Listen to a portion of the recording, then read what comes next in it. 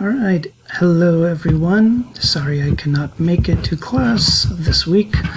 I'm hoping I can make it to my class tomorrow, but I'm quite confident I'll be able to be there on Monday.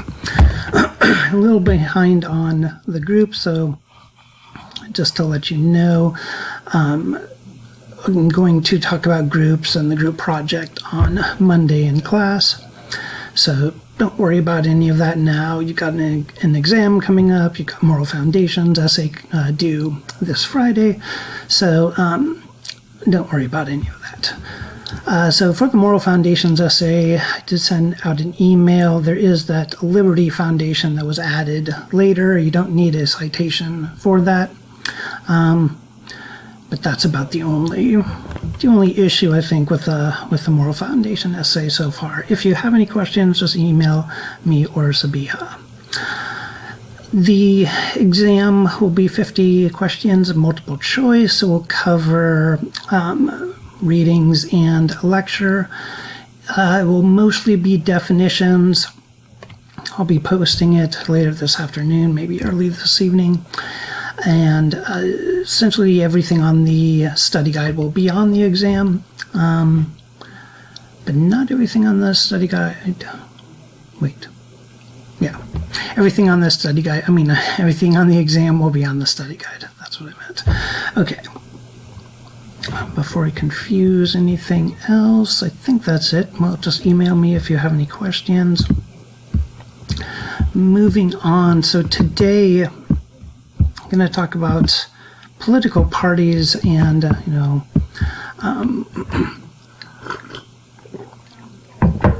city, local government, all of those things on Monday. So, and just be aware of that. And the project will be about housing, and I'll be talking about that. So keep that in mind. Okay, so today, though, I'm going to be talking about public and private organizations, and essentially, you'll all be working in one of these three categories, and I'll get to those in a moment. First of all, I'll start with a quote by Charles Darwin: "If the misery of the poor be caused not by the laws of nature, but by our institutions, great is our sin."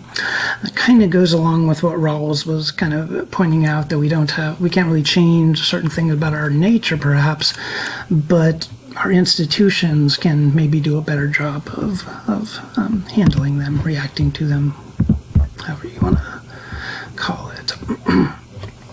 So this lecture is looking at public and private organizations, but also kind of in the context of some demographic changes, primarily age and what we're seeing and how that's going to affect societies. So you see the biggest group who is basically buying stuff now, but on credit, essentially, millennials. People, I'm on the elder side of the millennials, but people in their 30s and 40s, early 40s, who are trying to get up in life, join the middle class, and are having to use a credit card. So Gen Z's not too far behind, but it's the millennials who are kind of getting their kids, families started and everything. That's where you see a lot of people borrowing right now.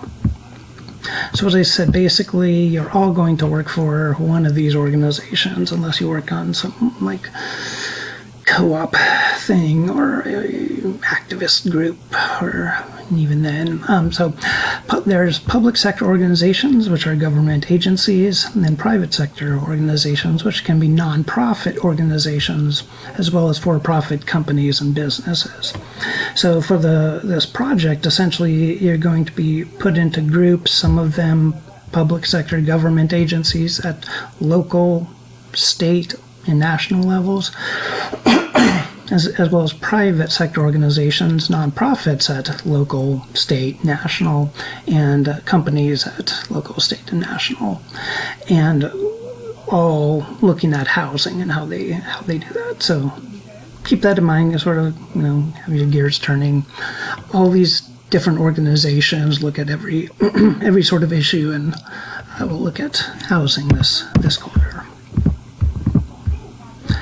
Okay, so government agencies, U.S. Department of Agriculture, FEMA, Federal Emergency Management Agency, the IRS, NASA. All of these are national organizations. They're highly trained, they're competitive to get into. They tend to be mission-oriented, meaning, focusing on engineering or immigration or space or whatever it might be.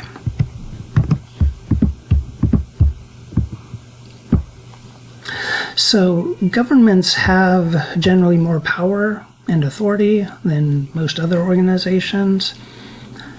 Private companies are, the biggest, are very powerful and more powerful than some countries' governments.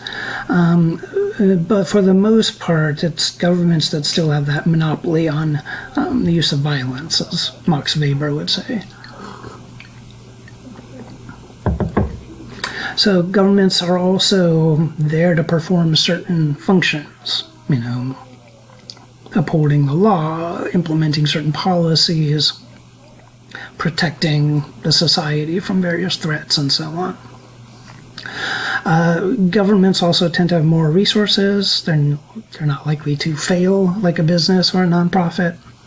But again, this, as I say, this depends on tax revenue and spending. So in a functioning pluralistic model, they are more representative of public interests, and we're supposed to have a pluralistic model where, different interests compete for ideas, and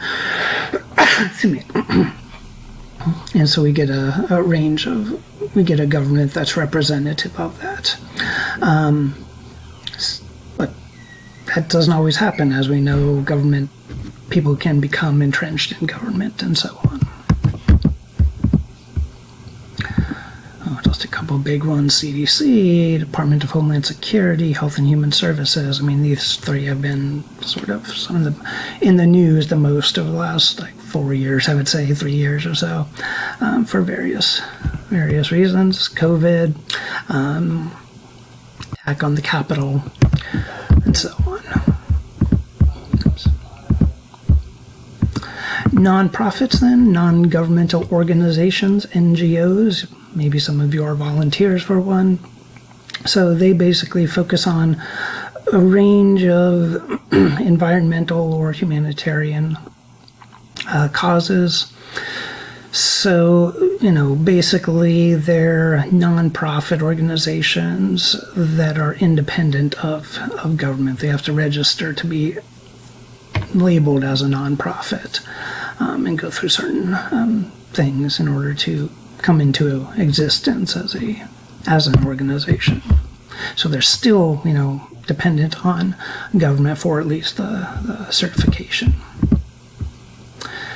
40,000 international NGOs that work in many different countries. Russia by itself has or had 277,000. It's not clear what the war has done to that. India has the most, about 3.5 million. NGOs, and they go back all the way to 1839, and then they grow quite steadily after that. Then take off in after the Second World War. Two challenges for NGOs, and there are two basic kinds of categories of NGOs. One are operational, and that's basically how do they implement certain projects. So, if they're getting a pipeline for water for a community, they're focused on the engineering problems. Advocacy NGOs, so they're mainly trying to promote a cause or defend a cause or something like this, try and get policies changed, so they may be advocating for that pipeline and more resources, more engineering resources for it.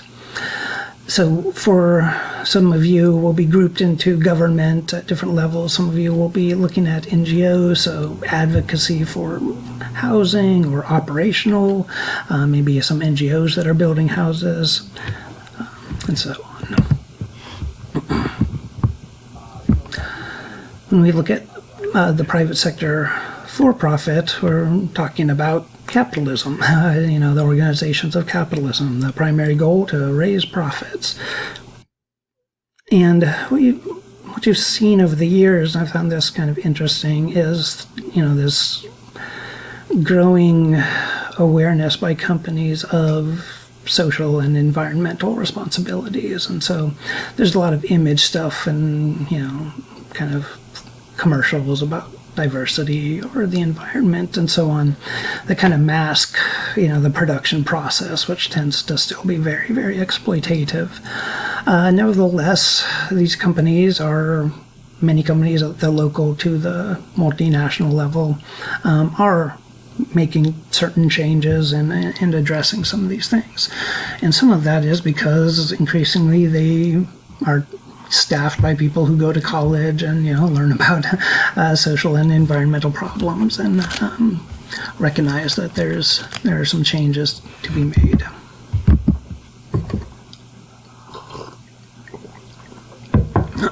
So there are businesses that offer products specifically for certain social problems, food, medicine, tents, and so on. Or they can be a big company that has like a division that's addressing certain social problems, like Microsoft, and then it has some division that's addressing poverty in Africa or something like this. So again, when you're looking at the private sector, you can look at different ways in which they're addressing social problems, or at least they're trying to. And in this case, it will be for housing. Most businesses, 90% of businesses in the world, are small family businesses. A lot of them don't last very long. Smaller businesses tend to come and go for a variety of reasons. And there's the greatest book ever written. No, this the cover of the book that I wrote, and I was very influenced by this book, The Entrepreneurial State: Debunking Public versus Private Sector Myths, by Mariana Mazzucato.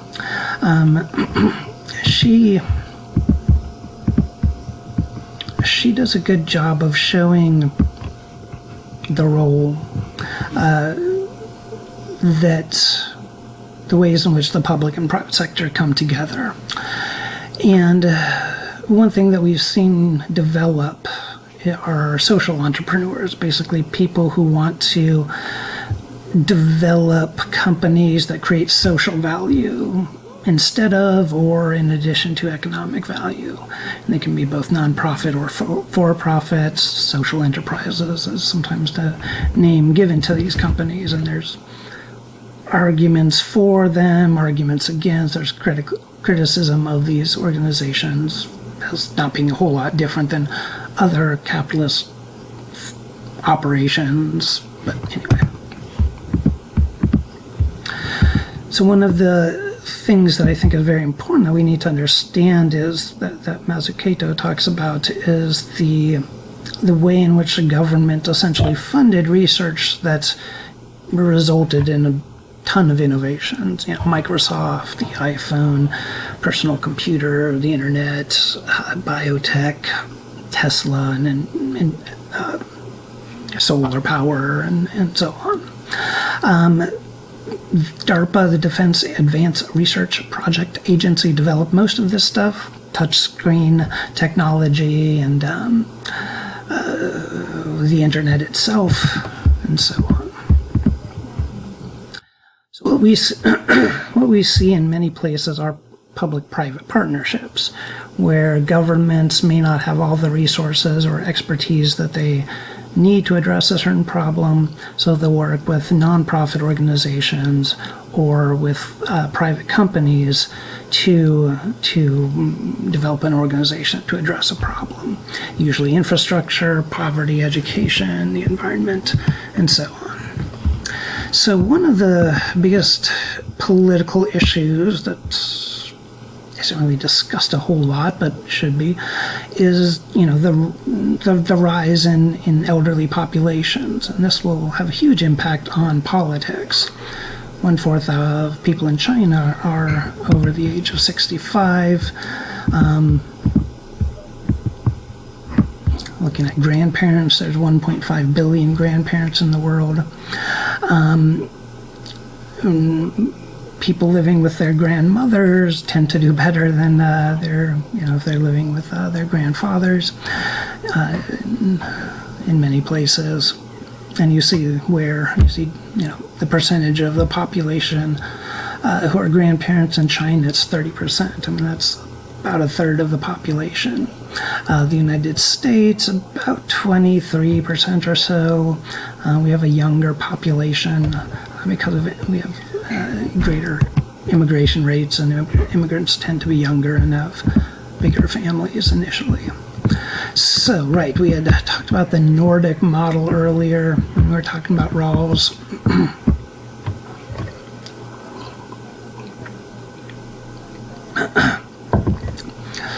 And so, so free market for most goods, private ownership of property.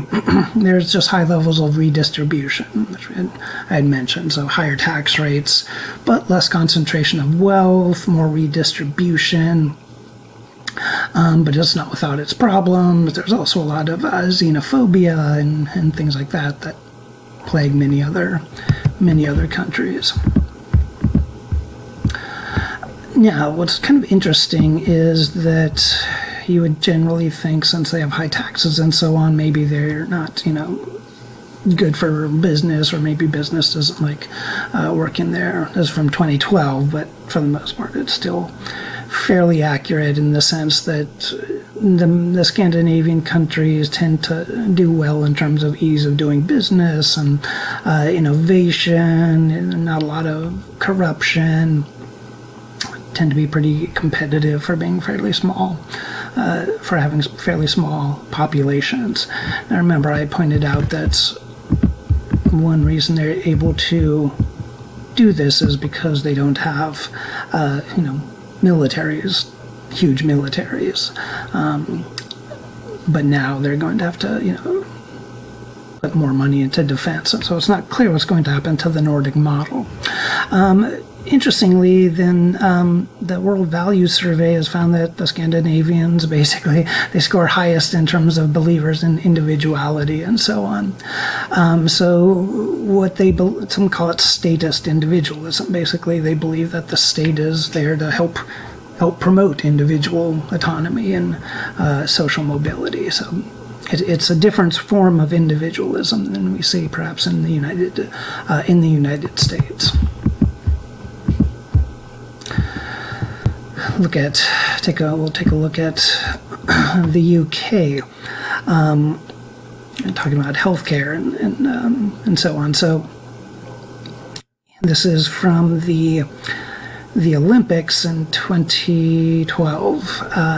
They have this huge stadium full of hospital beds and nurses and doctors, and it was supposed to be representing the National Health Service, the NHS, and you see it.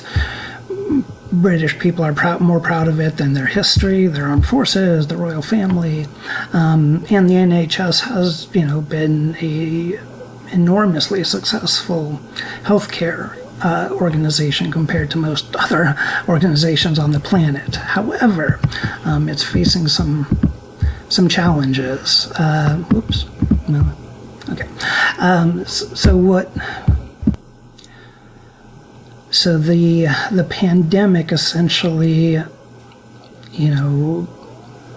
lot of people didn't go to the hospital or anything like that, and so now people are going to the hospital more, and it's taking longer to get there. They're understaffed and burned out from the pandemic. So in England right now, the response time for a Category 2 incident, basically a stroke or chest pain, is now 90 minutes. It's really, really kind of shocking. It's significantly less in the United States and other countries. So it's struggling. As you can see, the general practitioners, the number of doctors, so this is the percentage of Brits who are satisfied with their doctors and with the National Health Service in general.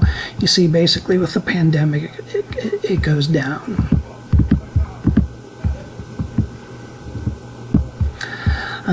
You see both in Germany and Switzerland that they're increasingly booked up in their hospitals as well. Again, a lot of stuff is basically coming back after COVID, and there's a hope that this will kind of crest and kind of go down in the coming years. But when we look at here in the United States, survey of doctors percent and feeling, depersonalization 60%, emotional exhaustion 40%, and so on. Many of them have reported being burnt out. And over 10% of them say that they would not want to be a doctor again. So yeah, the helpers in our society, the caregivers, have faced some big challenges over the last few years. In France, they've been protesting and striking for raising the retirement age from 60 to 62. So very different. Our retirement system in the United States developed sort of in response to the Great Depression.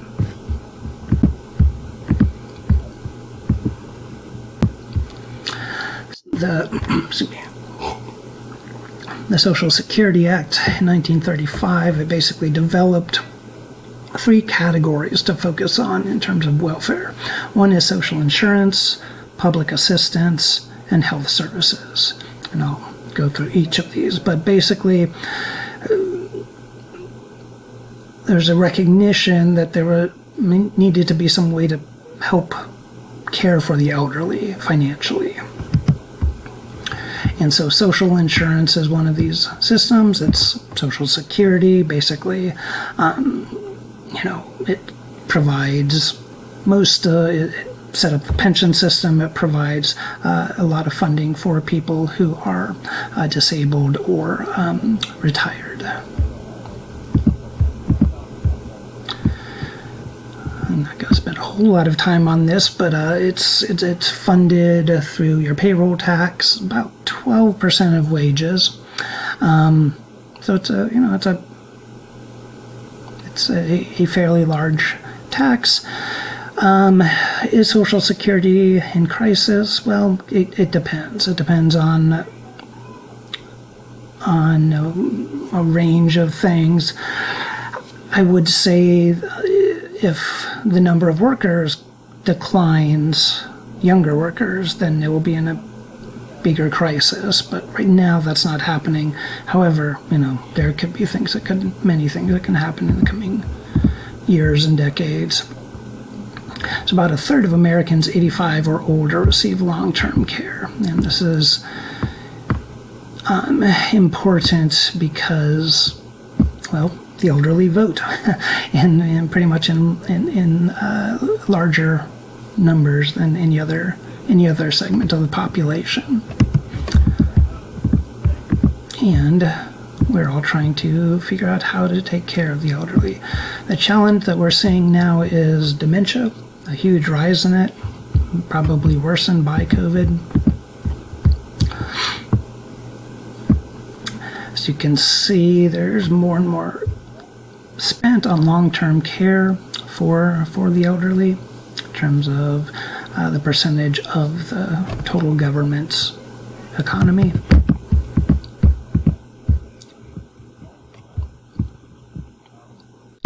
So in America, 2/3 of people with Alzheimer's are female, so that by itself is kind of interesting. About 60% of caregivers at home are women. So we're seeing a rise in dementia, and average cost about $350,000. A lot of the costs at home is done by the families. So it's a growing problem that we'll have to figure out how to address. China has more people with dementia than any other country, around 10 million, including Taiwan. India, has fairly close numbers as well, and Europe and America and so on. So it's a global problem. So it's something that everyone is trying to figure out how best to manage it. Britain, I think, just pointing to them again, because they have had such a good healthcare system for so long, and it's really facing some severe challenges now. Even before COVID-19, 1/4 of the beds were occupied in hospitals were occupied by people with dementia. That's a pretty startling high number. Tokyo basically is short on people to take care of the elderly. Based on present rates, in the 2030s, about 10% of Japan's workforce will be needed as caregivers. That's incredible. If you look at the average ages of many countries, and by like 2050, the average age in Japan will be like 55, Spain will be like 50, China will be 50, a number of countries. America, given immigration, if it were to stay at its current levels, will be lower, it will be in the 40s. But what we need to keep in mind is when that happens, it will be a new point in history, because there has never been a time when there have been that many elderly people as a proportion of society. So, and we haven't really given much thought to that because it's a new development. As I said, China faces some of the biggest challenges here. In terms of their population, they had the one-child policy. Now they're sort of dealing with the consequences of that in the effect that there's more men than women, especially in some parts of Western China. We're talking differences in the many millions.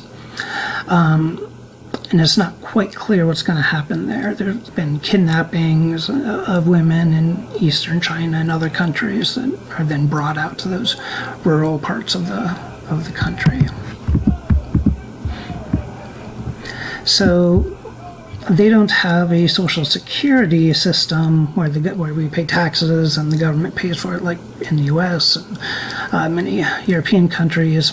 They have a family support agreement where basically older parents and adult children figure out how to care for, how the elderly will be cared for.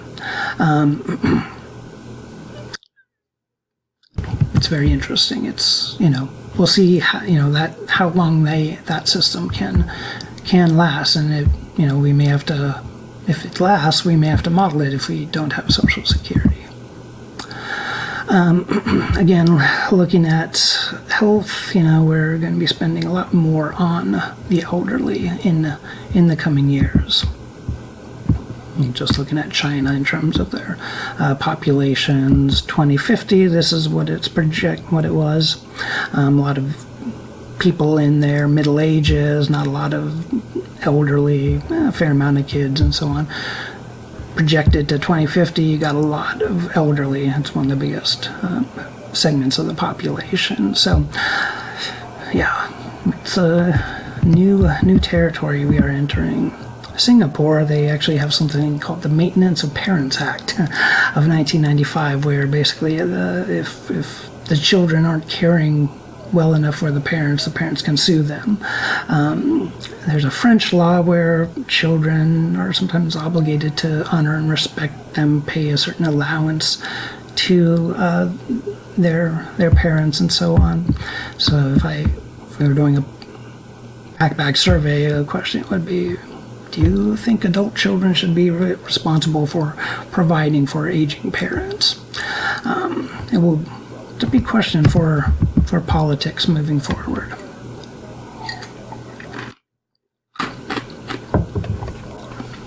Many Americans don't believe that they are going to be ready to live comfortably in retirement, will have enough money. Most research shows the same thing, that most people are not, ready for retirement, and we'll probably see a drop in living standards as a result of that. We see that old age poverty in some places is worse than others. So it's higher in the United States than the OECD average, which is a number of rich countries. Iceland has, the lowest levels of elderly poverty. South Korea has the highest. South Korea also has a very high suicide rate, higher than most countries. And you look at the breakdown of ages in South Korea, and it's people aged over 65 that are they're killing themselves at a higher rate than any other group in the population. So one way in which retirement money is managed is in a pension. So it's a fixed sum that's paid regularly. Most pensions are invested in the market, and so they go up and down in the market. I have some from Penn State that's in a market, and look at taking it out, but it gets taxed at a huge rate, like 30% for the federal government, 20% for state, 10% for the company itself. So I don't know, we'll see what happens with that. And then other pension systems are just managed by the company itself. So in my case with UCSB, it's through UCSB. But again, it's something that's not many jobs. Most jobs don't actually provide pensions, and many have been cutting them. Like I said, the French are having mass protests over,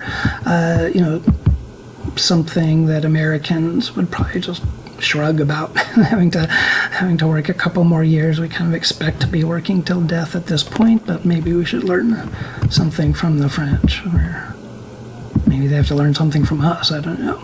So there's two basic pension plans. One is called a defined benefit plan, which basically means that you receive a certain amount every month until your death. Defined contribution is when you contribute money and it goes into the market, and it's not clear exactly what your benefits will be. And that is where most pension plans are now, which means it's all up to the gamblers on Wall Street, essentially, and other places around the world. I mean, I don't know what the numbers are now, but CalPERS, one of the big pension funds for a lot of workers for the state of California, they have their projections of what they'll need, but they get hit with each recession, and it goes down, and I'm not sure what it's at right now with COVID and everything. But again, it's the story of pretty much pension plans everywhere, just not quite making it. I've kind of talked about Social Security already, so I'm not going to go over that again. Now we do have this sort of kind of fake, battles between generations, the boomers and millennials, and Gen X just, hanging out with Gen Z, sitting back. No. But there is, millennials are now in their 30s, 40s, and the opportunities aren't there. That was the case for a lot of the baby boomer generation, at least, for some people. But a lot of opportunities, economic and so on, aren't available. College is more expensive than it used to be, and so on. But at the end of the day, we are all part of the sandwich generation, which is essentially most of my generation, Generation X above, and some of Gen Z, and you'll be here soon, basically caught caring for the elderly and children. That can be directly in terms of, directly caring for an elderly parent and your own kids, or paying in taxes for Social Security and for public schools and health programs and so on.